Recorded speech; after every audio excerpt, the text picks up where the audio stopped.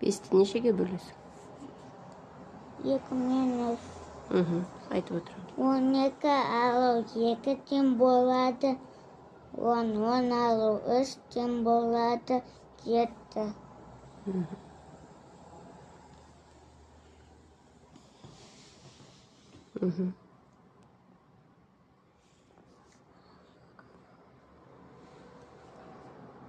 11 алу 1 тең болады. 10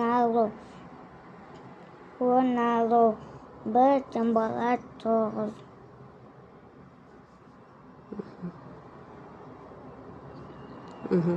Дұрыс.